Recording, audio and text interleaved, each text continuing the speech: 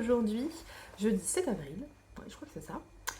C'est bien la première fois que j'ouvre un carnet de lecture aussi tard dans la semaine.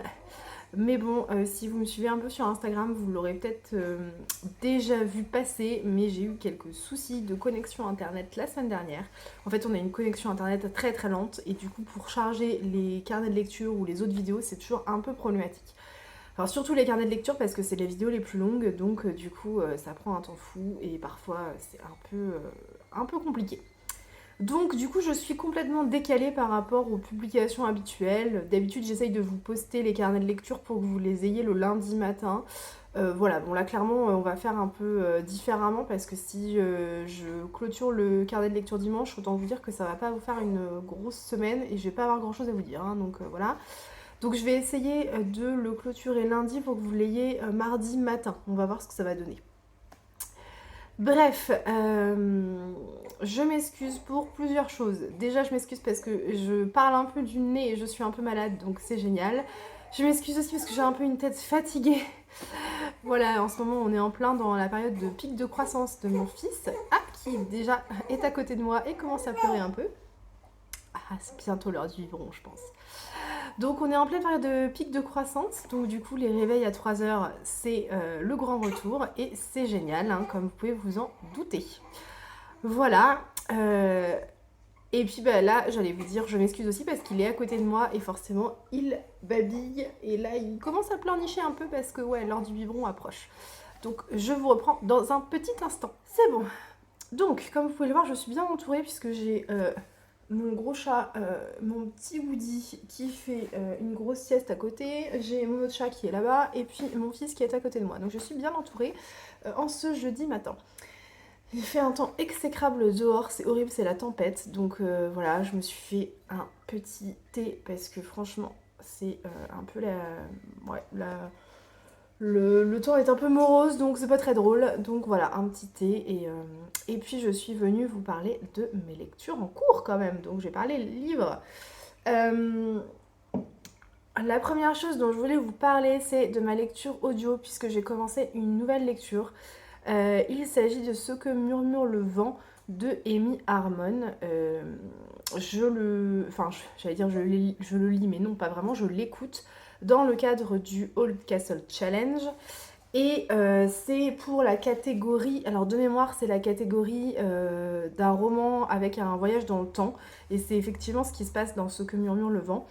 Je vais pas vous en parler trop maintenant parce que je suis pas encore beaucoup avancée dans mon écoute. Il y a au total 13 heures d'écoute sur ce livre-là et j'en ai écouté 3. Donc j'ai déjà quand même une bonne idée de l'histoire, mais je commence tout juste la partie sur le voyage dans le temps.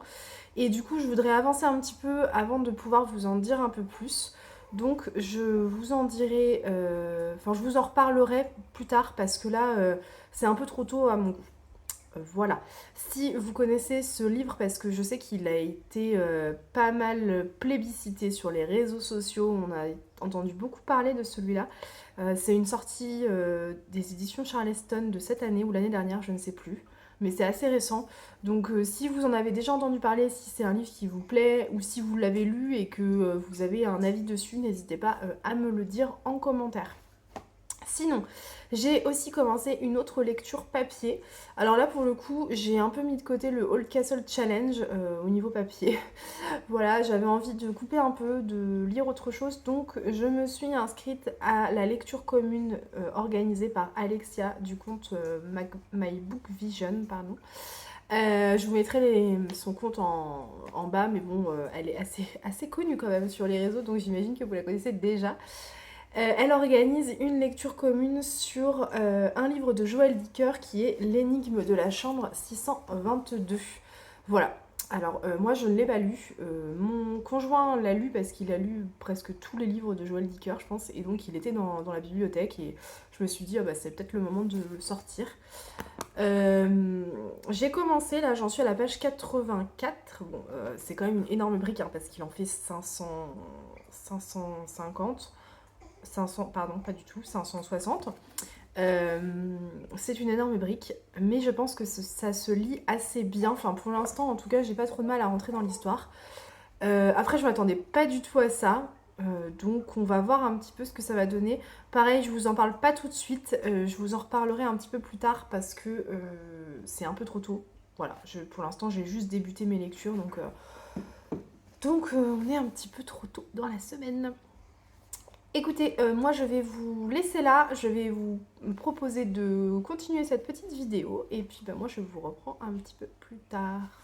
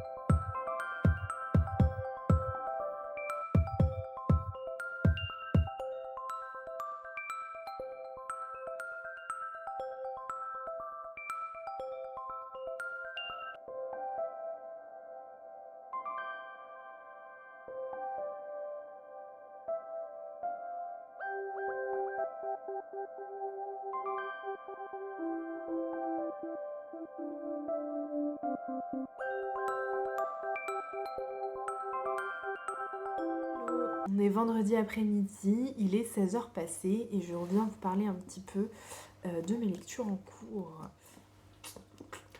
L'énigme de la chambre 622 de Joël Dicker. J'ai bien avancé, je suis rendue page 207.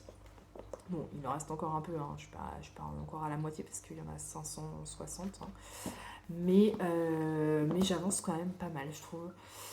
Ce roman-là, il est assez surprenant. Je ne m'attendais absolument pas à ça, puisque on est sur une... Enfin, pas sur une double temporalité, mais enfin presque. En fait, le roman débute dans les années... en 2018, en été 2018, et on découvre un écrivain, et cet écrivain, c'est tout simplement Joël Dicker. Donc rassurez-vous, ce n'est pas un gros spoil hein, que je viens de vous donner, puisqu'en fait on le sait dès la première page du roman, donc voilà. Mais je m'y attendais pas, moi je savais pas que c'était Joël Dicker qui était le narrateur de ce roman et que c'était lui qui enquêtait.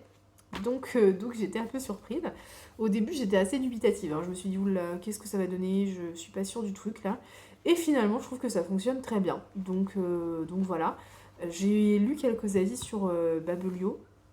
Il y a beaucoup d'avis négatifs sur ce livre. J'étais assez surprise de voir ça. Et parmi les aspects négatifs du roman, il y avait notamment le fait que ce soit Joël Dicker qui soit le narrateur. Voilà, moi je trouve que c'est plutôt osé comme idée, c'est plutôt original et j'ai bien aimé moi. Enfin, je trouve ça plutôt sympa, je trouve que ça marche très bien. Voilà, ce qui est sympa aussi, c'est que il arrive à faire un bel hommage à son éditeur, enfin à son ancien éditeur, du coup Bernard de Fallois, qui est décédé il y a quelques années. Et en fait, ouais, tout au long des pages du roman, il arrive à en faire il arrive vraiment à faire un bel hommage. Donc, franchement, c'est assez dingue, j'avoue. Je pensais pas qu'il arriverait à faire un hommage comme ça dans un roman policier, mais en fait, si, il y arrive très bien. Donc, parfait. Voilà, autre chose qui m'a vraiment surprise dans ce roman, c'est la construction du roman.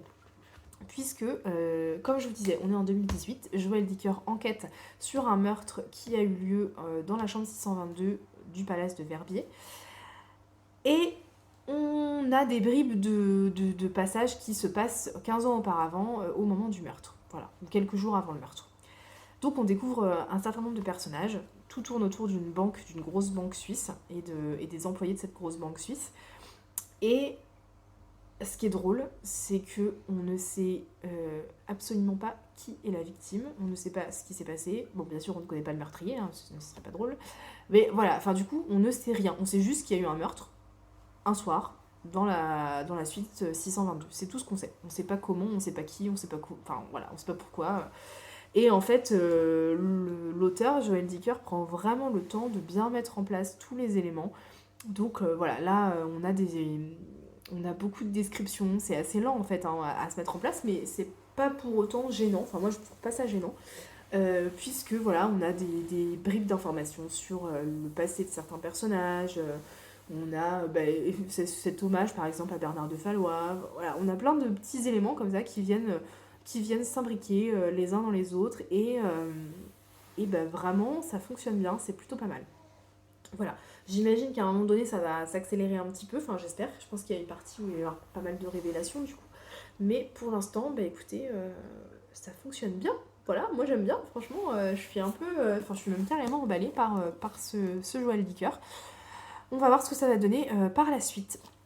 Si vous l'avez lu, je pense que vous êtes quand même assez nombreux à l'avoir lu. Enfin, moi, j'arrive un peu après la bataille, hein, mais si vous l'avez lu, n'hésitez pas à me dire ce que vous en avez pensé, si vous faites partie de la team qui n'a pas du tout aimé, ou si au contraire, vous faites partie des personnes qui, pour le coup, ont été assez emballées et assez subjuguées par ce roman. Sur ce, moi, je vais vous laisser là. Je vous reprendrai peut-être un petit peu plus tard. Je suis désolée, hein, ce carnet de lecture va peut-être pas être très très long et pas très très fourni par rapport à celui de la semaine dernière notamment. Mais bon, écoutez, voilà, il y a des semaines où il y a plus de lecture que d'autres, hein, c'est tout simplement. Bref, je vous retrouve un petit peu plus tard.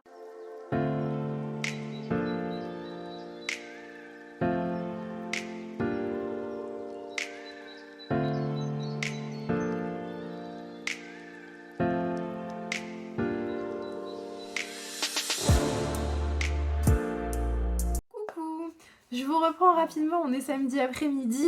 Je voulais juste vous reprendre parce que j'ai oublié de vous dire qu'effectivement j'avais fait un petit tour en librairie, donc je vous mettrai quelques plans. Donc je vous ai mis un peu les romans qui me faisaient de l'œil ces derniers temps. Donc il y a notamment La vie qu'on m'a choisie qui vient de sortir en poche, qui était édité chez Faubourg Marigny. Il y a également Le musée des promesses brisées. Guetter l'aurore aussi, et il y avait le dernier que j'avais très envie de lire aussi, c'est Éternel. Voilà, donc il y en a pas mal, hein. J'ai vu notamment il y a la suite de la saga La vie de la aux étoffes qui est sortie en poche. Il y a pas mal de romans comme ça qui me faisaient bien envie, mais bon, j'ai été raisonnable, je n'ai rien pris. Et puis dites-moi vous quels sont les romans qui vous plaisent en ce moment, qui vous font vraiment envie. Et puis dites-moi aussi si les romans qui moi me font envie, vous les avez lus ou pas. Et puis si vous avez des avis particuliers sur ces livres. Voilà. Sinon, ce matin, je suis allée au salon de Natura avec une copine. Et puis j'en ai profité, j'avais plus du tout de thé, donc j'ai repris un peu de thé. J'ai repris un thé noir, un chai indien, avec des épices et tout, que j'ai goûté tout à l'heure, qui est très très bon pour le coup. Et j'ai repris aussi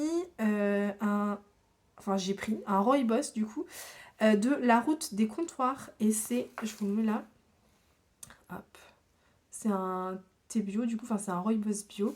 Et donc c'est dés de mangue, cannelle et piment de Cayenne. Et franchement, j'ai senti, ça sentait hyper bon, donc j'ai hâte de le goûter. Voilà, je me suis pris un petit rooibos parce que j'aime bien alterner entre thé et rooibos, ça m'évite de prendre trop de théine quand même. Voilà. Et puis sinon, côté lecture, écoutez, j'ai pas grand chose de plus à vous raconter. Je suis toujours plongée dans l'affaire Harry. L'affaire Harry Kéber, pas du tout, mais alors pas du tout. Ouh, je suis fatiguée, hein. L'énigme de la chambre 622, pardon, de Joël Dicker, donc toujours là-dedans. On est toujours... on commence à sentir un peu la tension là, qui commence à arriver petit à petit, c'est assez sympathique d'ailleurs. Je suis presque à la fin de la deuxième partie, il doit me rester une 50aine de pages avant de passer sur la troisième partie. Et là, on est allez, une journée avant le meurtre, à peine, quelques heures avant le meurtre. Donc du coup, voilà, je pense qu'on va en savoir un petit peu plus. Et je pense que la troisième et quatrième partie, ça va être pas mal de révélations. Donc voilà, donc j'ai hâte. Franchement, je trouve que c'est assez haletant, il y a pas mal de suspense. Et ouais, j'ai vraiment envie de savoir la fin, j'ai envie de savoir ce qui se passe. J'ai pas envie d'arrêter là, quoi. Donc voilà ce que j'avais à vous dire pour aujourd'hui. Eh bien écoutez, moi je retourne m'occuper de mon fils et puis bah, je vous dis à plus tard.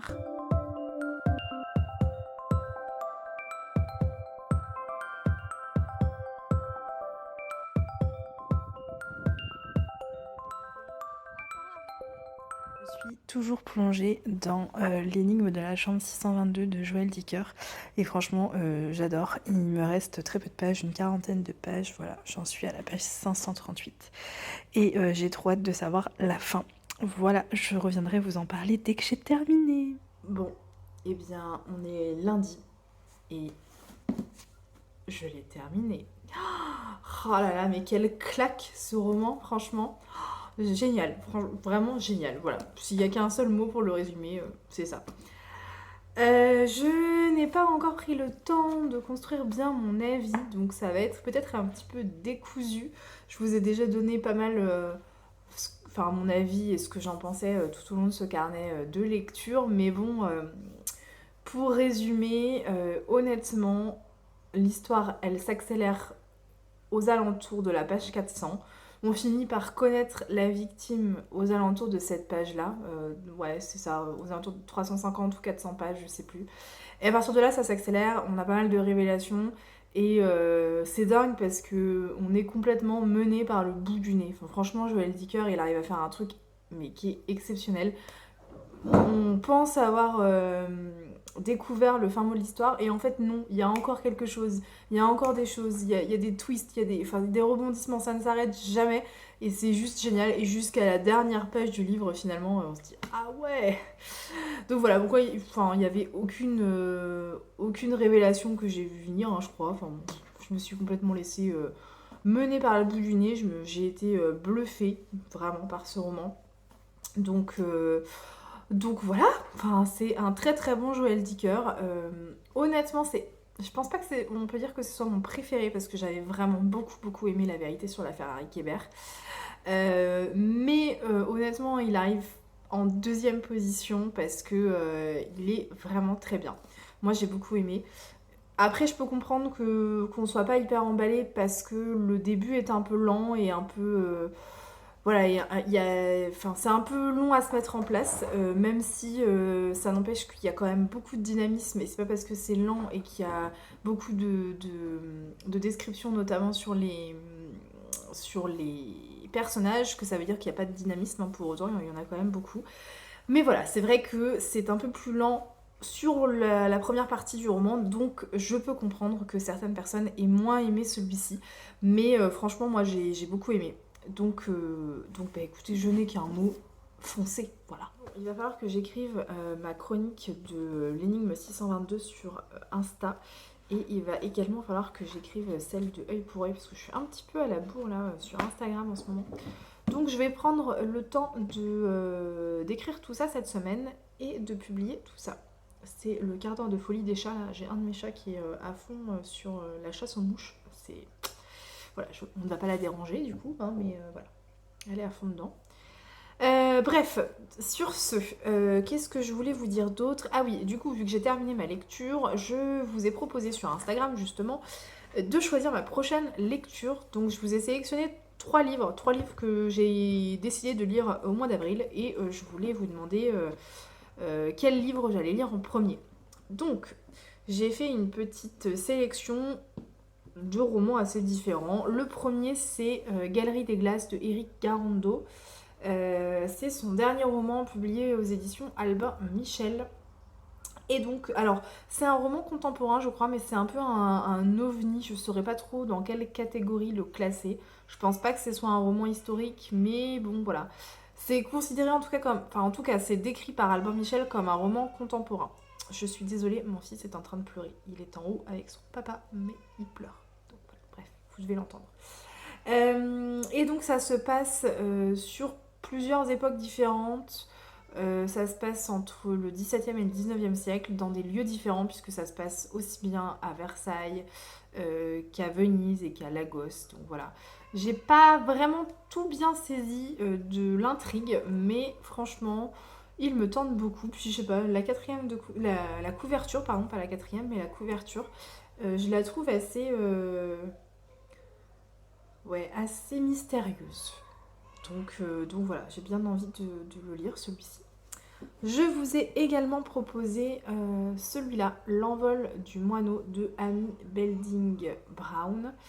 Ça, c'est un roman historique pour le coup qui se passe en 1670 dans le Massachusetts. Et l'intrigue se déroule dans le milieu des Indiens, si j'ai bien tout compris. Voilà, donc je vous en dis pas plus, hein, mais voilà, c'est un roman historique. Et troisième roman que je vous ai proposé, c'est également un roman historique. C'est La maison au bord de la nuit de Catherine Banner. Et là, pour le coup, c'est un roman historique qui se passe en Italie dans les années 1904. Enfin, pendant la Première Guerre mondiale, en fait. Hein, ça se passe en 1914, je crois. Et c'est une saga familiale un peu sur plusieurs générations. Voilà, donc je vous ai proposé ces trois romans-là. Et voilà. Et vous avez sélectionné La maison au bord de la nuit. Donc je pense que ce sera ma prochaine lecture. Bon, bien sûr, je compte quand même lire les deux autres. Hein. Donc voilà, mais je vais commencer par La maison au bord de la nuit et je vous dirai ce que j'en ai pensé. Mais ça, ce sera dans le prochain carnet de lecture. Voilà ce que j'avais à vous dire. Sinon, ma lecture audio, Ce que murmure le vent, j'ai un petit peu avancé, mais pas de grand chose. J'avance assez lentement pour ne rien vous cacher parce que je suis pas hyper emballée pour le moment. Donc on va voir. Je vous en dirai plus la semaine prochaine.